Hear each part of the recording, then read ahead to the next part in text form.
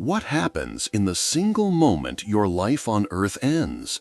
What is the very first sensation, the very first thought, the very first reality that greets a soul when it crosses the threshold of eternity? For centuries we have contemplated heaven and hell, but there is a third place, a mysterious realm spoken of by saints and mystics, a place of fire and mercy, of pain and hope. A place known as Purgatory. Many fear it, many misunderstand it. They imagine it simply as a lesser hell, a place of punishment. But the saints who were given glimpses into this spiritual reality tell us a different story. They speak not of a place of divine anger, but of divine love. A love so pure, so intense, that its very presence is a purifying fire for the soul not yet ready to endure its full glory. And what happens in that very first second of arrival is the most shocking, profound, and transformative moment a soul can experience. Today, we will unveil what has been revealed about that first instant. We are not relying on speculation or theory. We are turning to one of the most powerful mystics of the modern era, a woman who bore the wounds of Christ and spoke regularly with souls from the other side, Saint Gemma Galgani. She was given a terrifying and beautiful window into this mystery, and through her we can understand what truly happens the first second a soul enters purgatory, and why this first moment is the source of its greatest initial suffering and its most profound hope. The journey we are about to take is not for the faint of heart. It will challenge what you thought you knew about justice, mercy, and the afterlife. So prepare yourself. What you are about to hear is a sacred revelation, a glimpse behind the veil. The first thing to understand is that purgatory is not a physical location you travel to. It is a state of being, an immediate and inescapable reality that a soul enters. The moment a soul separates from the body, it is no longer bound by time and space as we are. That very instant, it finds itself in the presence of an overwhelming, blinding, and perfect light. This is the light of God's truth. In that first second, the soul sees everything, not as a movie, not as a memory, but as a present and total reality. It sees itself with perfect clarity, exactly as God sees it. Every thought, every word, every action, every omission of its entire life is laid bare.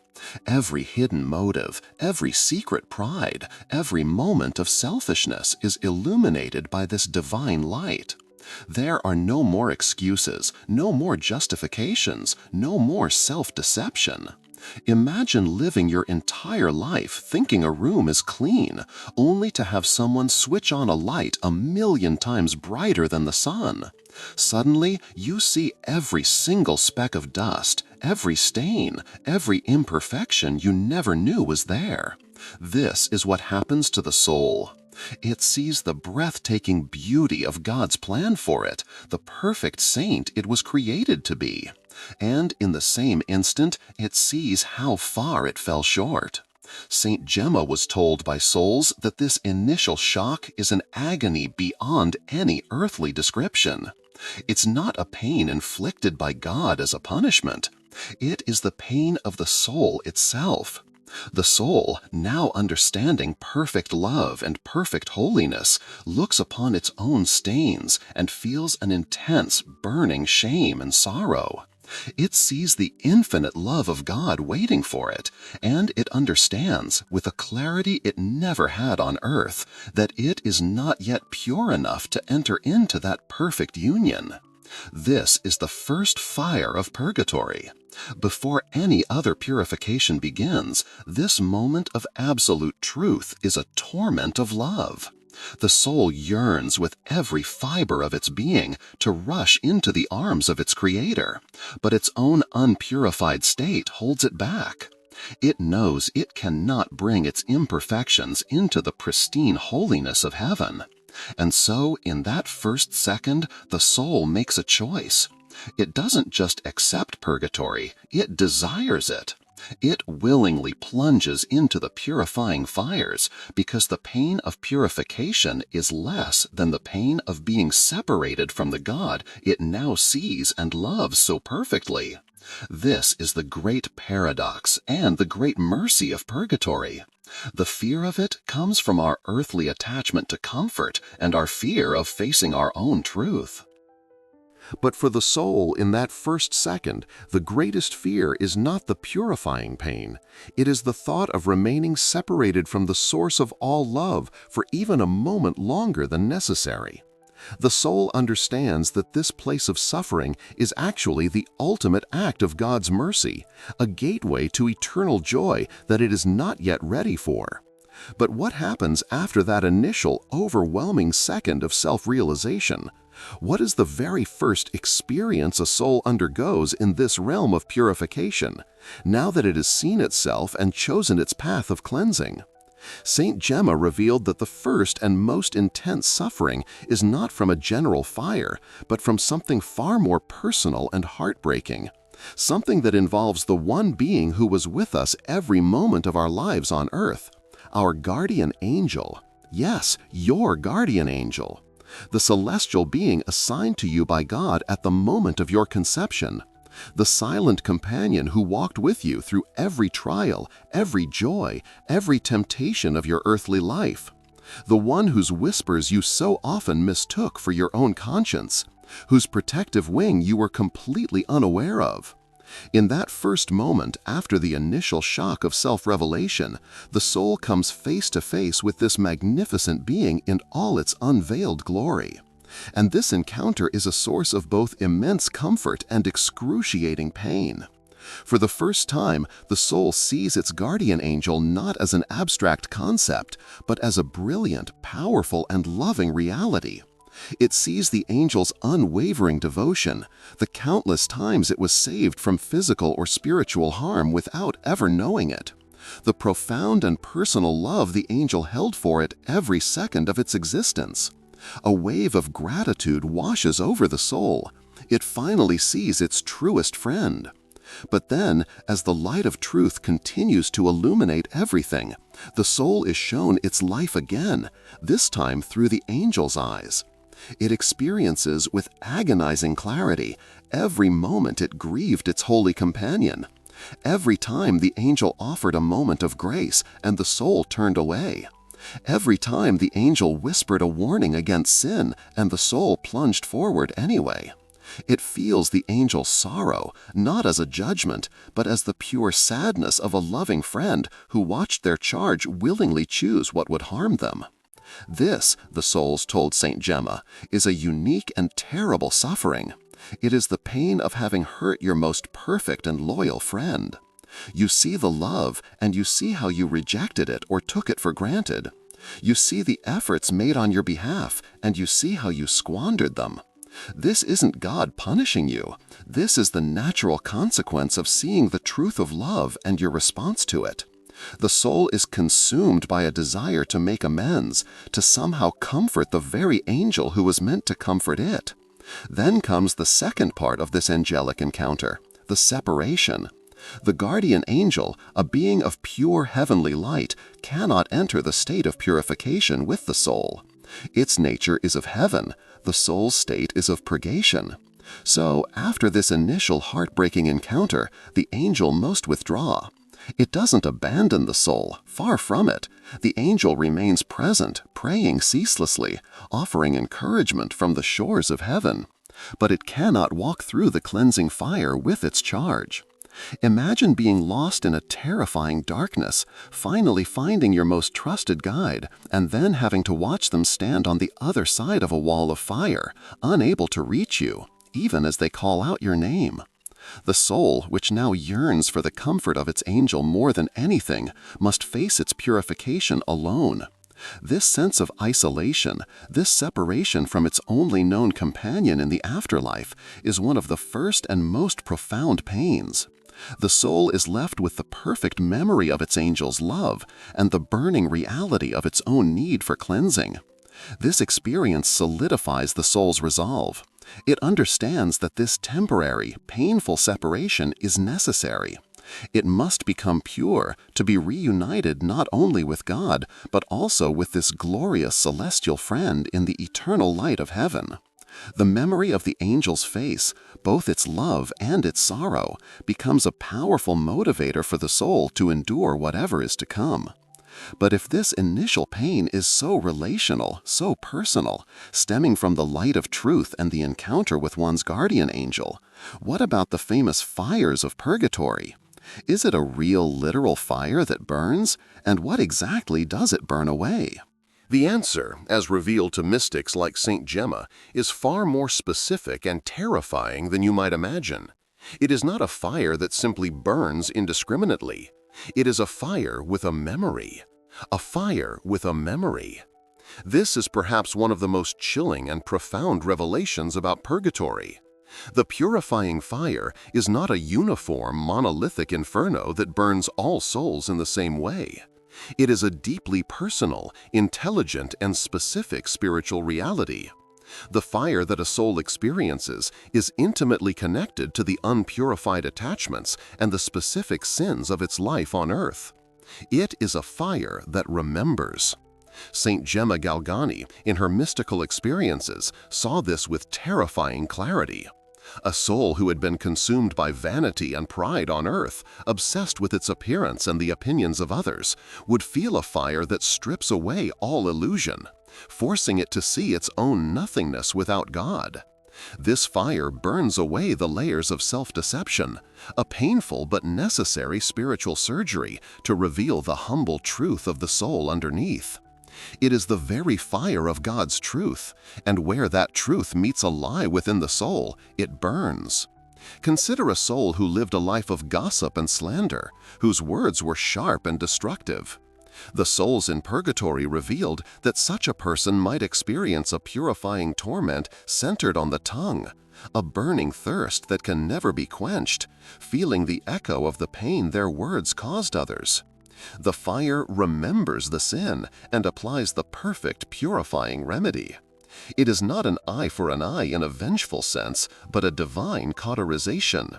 The part of the soul that was diseased by sin is the very part that is most intensely purified. This is why so many fear it. It's not just the pain, it's the intimacy of the pain. There is nowhere to hide. The fire finds every corner of the soul that clung to the world instead of to God. An attachment to money, the soul feels a profound poverty and emptiness that no earthly wealth could fill. A life given to gluttony or lust, the soul experiences an intense craving, a spiritual hunger and thirst for God that is agonizingly unfulfilled, burning away the lesser appetites it once served.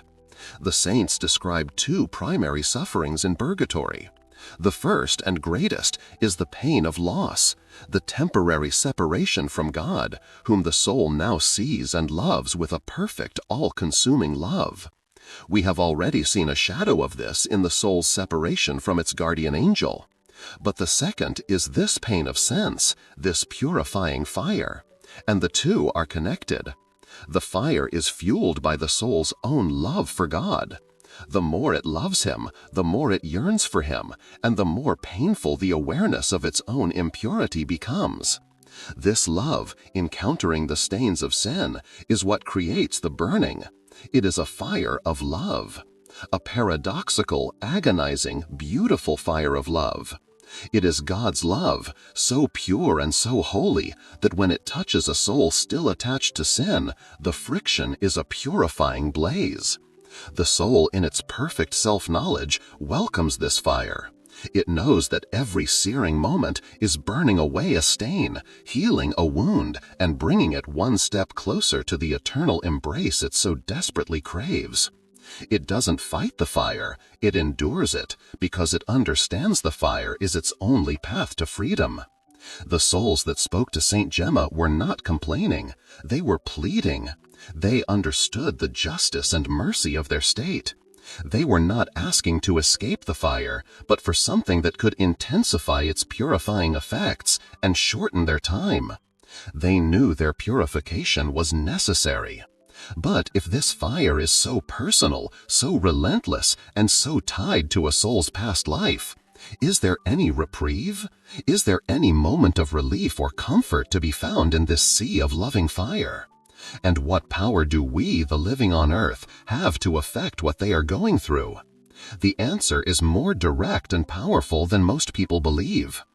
In the midst of this intense personal purification, in this state of loving agony, is there any comfort? The answer is a resounding yes, but it doesn't come from within purgatory itself. The comfort, the relief, the cool water for these burning souls comes from outside. It comes from the Church triumphant in heaven, and, most importantly for our understanding, from the Church militant here on earth. It comes from us. Saint Gemma Galgani was shown that the souls in purgatory are utterly helpless to help themselves. Their time for merit, for choosing good over evil, for growing in grace, ended at the moment of their death. They are now in a state of passive purification. They can suffer, they can love, they can hope, but they cannot perform a single act to lessen their own suffering or shorten their own sentence. They are completely dependent on the mercy of God, which is dispensed in large part through the prayers and actions of the living. Imagine you are in a hospital undergoing a painful but necessary treatment. You cannot speed up the process yourself. But then a friend arrives and offers a powerful medicine prescribed by the doctor that can accelerate your healing. This is what our prayers are for the souls in purgatory.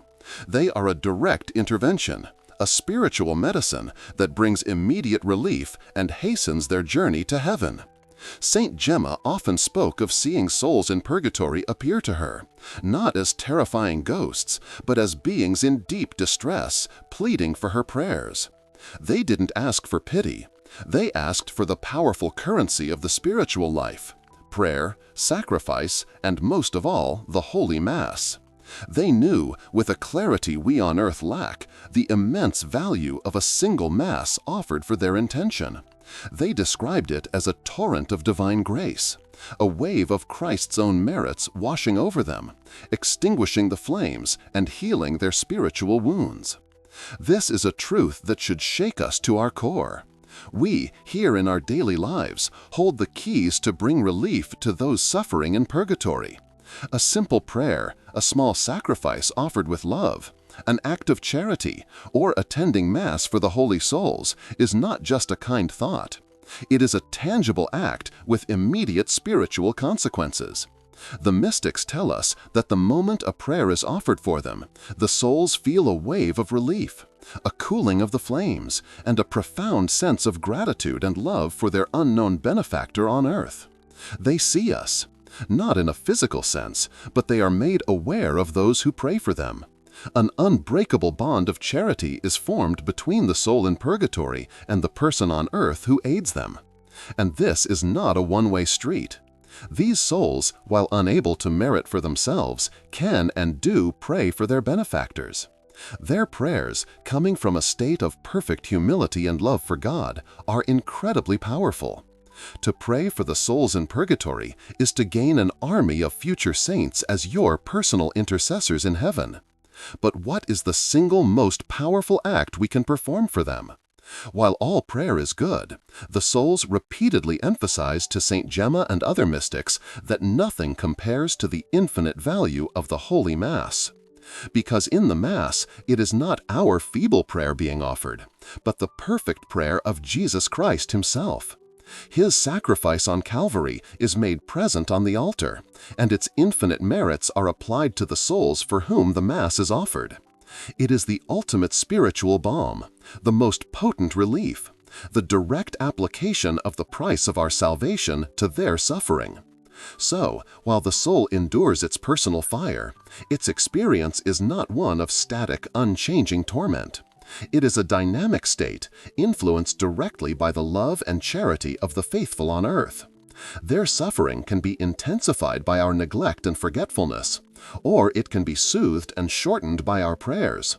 This reveals a stunning reality about the interconnectedness of the Church. We are not isolated individuals. We are one body in Christ, and the health of one member affects all the others. But this raises a critical question. How long does this state last? And is there a point of no return? Is there a particular sin that condemns a soul to the longest and most painful purification? Saint Gemma was given a specific and sobering answer. How long? This is the question that haunts the living when they think of their departed loved ones. How long must they endure this purifying fire? The answer is one of the great mysteries of God's justice and mercy, and it is not measured in days or years as we understand them. Time in purgatory is not chronological but experiential. It is a time of intensity, where a single moment of purification can feel like an eternity, and what we might perceive as years could pass in a flash of divine action. The length and intensity of a soul's purification are perfectly tailored to its needs. God, the divine physician, knows exactly how much cleansing is required. However, the saints and mystics, including Saint Gemma, have been told that the duration is directly proportional to three things: the number of unrepented venial sins, the nature of those sins, and the degree of attachment to them. A soul that frequently indulged in small sins without remorse has woven a thick tapestry of imperfection that takes longer to unravel. But there is one specific area of sin that the souls in purgatory consistently warned causes the longest and most arduous purification. It is not necessarily what we would consider the most dramatic or shocking sins. Instead, it is something far more common, something that can infect even the most devout lives. The souls revealed that sins against charity, gossip, slander, rash judgment, holding grudges, envy, and cruelty in word or deed leave the deepest stains on the soul and require the most intense fire to cleanse. Why is this? Because these sins strike directly at the heart of God's law, which is to love God and to love our neighbor as ourselves. Sins against charity are a direct violation of the second part of that great commandment. They tear at the fabric of the mystical body of Christ. When you speak ill of another, you are wounding Christ himself. When you hold a grudge, you are refusing to forgive as you have been forgiven. These actions create a deep-seated discord in the soul, a spiritual rust that is incredibly difficult to remove. Saint Gemma was told that souls who had been sharp-tongued or judgmental on earth suffered terribly from a fire that seemed to concentrate on their mouths and hearts. They experienced a profound isolation, feeling the very separation and division they had caused on earth. They understood with perfect clarity the damage their words had done, the reputations they had tarnished, the sorrow they had inflicted, and they had to endure a purification that was a perfect mirror of their failings, burning away the pride and malice that fueled their words. This is a sobering warning for all of us. How often do we engage in casual gossip? How quickly do we form a negative judgment of someone based on incomplete information? How long do we let resentment fester in our hearts? We may confess these things, but if we are still attached to the habit, if we haven't truly worked to root out this tendency from our character, the purification required after death is immense. The fire of purgatory must burn away not just the memory of the sin, but the very attachment to it, the disordered love of self that places our own opinion or status above the good of our neighbor. So, the duration is not arbitrary, it is a direct consequence of the life we lived. But this also means that the power to have a short and gentle purgatory is in our hands right now. Every act of charity, every word of forgiveness, every time we bite our tongue instead of speaking ill of someone, we are actively purifying our own souls here on earth. We are lessening the fuel that the fires of purgatory will have to consume. We can, in essence, choose to do our purgatory now through voluntary penance and a life of love, or we can leave it for the involuntary and far more intense purification after death. But what of the end of this journey? What happens in the final moments? When the last stain is gone, when the soul is finally perfected and ready for heaven, what is that experience like? Is it a gradual fading of pain, or is it a sudden, dramatic release? The description of this final moment is one of the most beautiful and hopeful revelations given to the saints. The final moment. After what may have felt like an age of fire, an eternity of longing, the purification is complete. The last vestige of selfish attachment, the last shadow of sin, has been burned away by the relentless mercy of God's love. The soul is now as it was always meant to be, a perfect, polished mirror reflecting the pure light of its Creator. It is healed, it is whole, it is ready. What happens in this instant is not a gradual process. It is a sudden, glorious, and explosive release. The saints who have described this moment speak of it as a shattering of chains. One moment, the soul is in the deepest throes of its final purification, enduring the last and most intense pangs of the loving fire. The next, in an instant quicker than the blink of an eye, the pain ceases completely, the fire is gone, the longing is fulfilled. Saint Gemma described this transition as a soul suddenly being swallowed up by God.